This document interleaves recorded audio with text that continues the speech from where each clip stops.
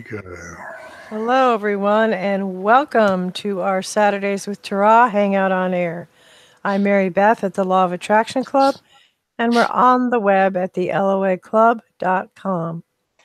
On these hangouts, we collaborate with our friends Tara. This hangout is the summary of our theme for the week and continues on our member conference line. Today's topic is day 30, the last day of our 30-day challenge. And wait a second here. The only truly important decisions you ever make are feel better interventions by the observer you to move you out of the status quo and into a new reality. So close your eyes and visualize every single day. Okay, Robin and Tara, over to you.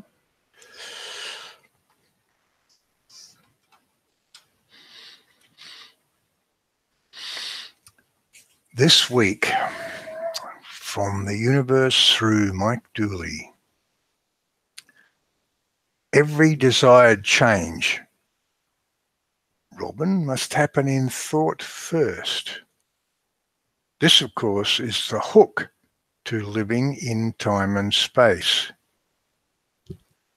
Anyone can think happy thoughts when they're happy, wealthy thoughts when they're wealthy, healthy thoughts when they're healthy. It takes someone highly unusual to imagine things differently than how they now see them. Not that it's hard to do, but it can seem so pointless and ineffective that most won't even bother. Our intent with this focused program has been to promote you into that highly unusual category by doing two things. One, by once again reacquainting you with the truth of who you are, to promote the knowledge that focusing your thoughts is anything but pointless and ineffective. Focusing your thoughts is everything. And two, engaging with you in a new way as you practice those new focused thoughts into a day-by-day habit of creating more of what you want, and more often being exactly where you want to be. Let's begin as we usually do with the truth of who you are. Most of the conscious entities you have in that world of yours, be they atheists, agnostics, followers of religious teaching, or believers in the law of attraction, most of you start from the assumption that you live in a one world, a solid space-time, physical, ongoing reality that you share with everyone else. In fact, most of you see that as so self-evident that you never challenge it. We submit that there are three downsides to that one-world theory of reality. Firstly, when you try to make sense of it, when you try to answer questions, because you're trying to force-fit a solid model of reality over a thought-created virtual reality, the answers get to be long and involved and illogical, and you end up with having to take things on faith. You end up with half answers or non-answers. Secondly, in a shared world, it's clear that what you can create depends on what those other people in that world decide they will create. Your desires are in competition with theirs. Now you're in the mindset of there's nothing you cannot be, do, or have except, or but, or unless. Now you're in the place of needing to gather like-minded people around you, of promoting days of world prayer or meditation. At best, you have declared that it's not just up to you. At worst, you have watered down the law of attraction to mean not much of anything. Then something comes along that knocks you down, and some of you just give up on the whole idea. Thirdly, for as long as your mindset is one world, a world that's quote-unquote real and quote-unquote existing and quote-unquote out there, you internalize it as something it isn't. You make it solid and unchangeable. You put that pottery piece in the oven and take away your ability to put your hands on the clay and remold it to a new shape. This is a self-reinforcing mechanism, and it impedes you by holding you apart from the experience of who you really are and the true power that you have. We offer an alternate model, one that is equally plausible and one that no one can disprove, that this world of yours is what you dream into existence. This world is your own personal movie playing in your mind, and you write the screenplay by what you choose to believe and expect. It's not, quote unquote, out there. It's an inside job. We'll grant you that if you're used to seeing the world as reality, then this model seems less self-evident. We understand the degree to which you are engaged in this game of yours. We understand the degree to which you get involved in this physical world that you've created, and that it does seem self-evident. But if you can get past that, there are some huge upsides. And we really want you to understand what these upsides are. 1, all your questions get answered simply and completely. And there is no other model of reality, we suggest to you, that does that. 2, it puts you totally in charge, at the hub of everything. And 3, it means you're always at choice. Now, what you choose to believe, of course, is up to you. Nobody can prove anything to anybody. It's up to you to decide and prove it to yourself.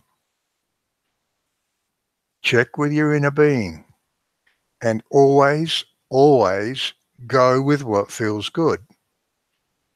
Of course, we are confident that what is going to feel good to you, unless you are really fighting against that inner stream of yours, is going to line up with this idea that you are creating your own reality. It must do, of course, because that is the truth of who you are. And when you are lined up with the truth of who you are, it does feel good. But always, always choose that which feels good to you. From Abraham through Esther, this reality that humans claim and cling to is such an arbitrary thing. You are billions of people with billions of different perspectives of life experience, literally creating billions of different worlds, and yet pretending that it's all one big world that you are all sharing equally. And it's not even close to that, you see. You are on these vibrational islands with law of attraction spinning on your individual vortexes, giving you exactly what you are a vibrational match to. Continuing with the quote from the universe through Mike Dooley. You crafted the stage you are now on so that you'd be pushed on to discovering your power with dreams worth pursuing and the passion to care, ultimately learning that success comes fastest when you see through life's illusions to that which gives them rise, your thoughts, beliefs, and expectations.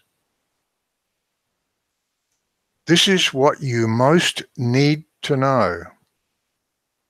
There haven't been any accidents. You haven't made any mistakes. And the perfection of everything now happening in the world and in your life will one day boggle your mind. Close your eyes and visualize every single day. You chose this game of life on earth, and here you are. Some of you perhaps balk at calling it a game because you think that it trivializes something that's holy and sacred and profound. Because your experiences here are part of the journey of your soul. And what could be more important and serious than that? Well, we understand. All of that makes sense if you believe you will always exist as the individual consciousness you know as you, and that your visit here to this external and pre-existing world is just one chapter in that soul journey of yours. But it's not like that at all, you see. What you believe creates you and shapes you. If and when you choose a new belief and line up with that new belief at all levels, it recreates and reshapes you. Then there's this thing we call the law of attraction, although that name really doesn't do it justice. It's the fundamental organizing principle of all conscious energy. And it means that each new shape you choose attracts a mirror matching context. So there is not one shape that's you forever. You exist timelessly in infinite shapes in infinitely different realms. And making a new belief choice steps you into a different one of those versions. You're an always connected extension of the collective consciousness, the pure positive energy of all that is. There is no God beyond you that creates it all. You are creating, moment by moment, second by second, everything you experience. If you're aware of it, you're creating it. If you're aware of it right now, you're creating it right now. There's no celestial committee that designs and maintains the earth as something external to you. It didn't exist before you, and it cannot survive after you. It's your moment by moment virtual reality. And here's the good news. The less real you choose to believe things are, the less you will see them as solid and unmalleable. Less real begets more in charge. Less real turns your boat downstream and everything just gets easier. You become more ongoingly aware of the power that you have. We want to reinforce those words. You become more ongoingly aware of the power that you have. We often speak of this awareness. We often speak of this knowledge of who you are at a more visceral level. And as we said before, you're in this physical world and engaged in this mesmerizing game. And you've practiced, most of you, an awful lot that game is real.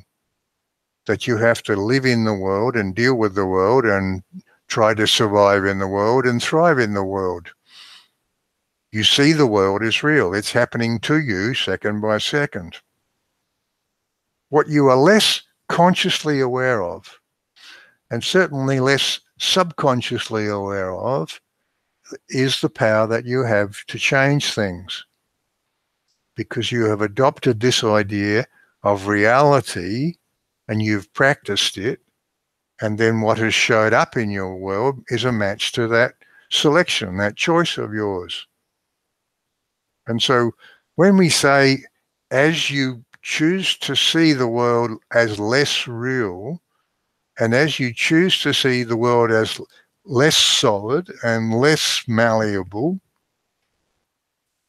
less unmalleable, then you become more ongoingly aware of who you are and the power that you have.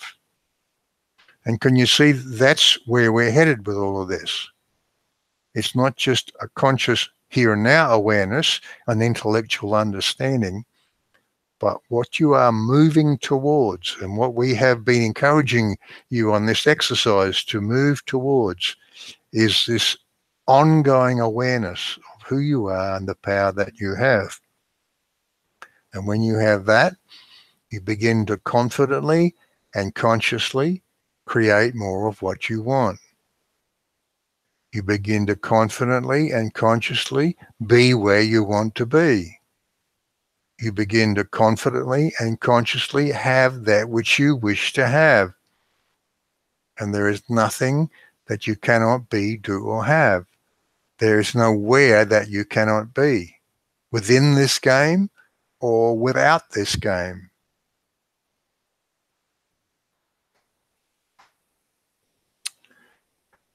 And so we say, as Mike Dooley's universe says, close your eyes and visualize every single day. We say, learn to live hour by hour within the context of two questions. How do I feel? And what do I want now? We say, appreciate everything, but mostly appreciate yourself as the magnificent creature that you are. Treat yourself with enormous compassion.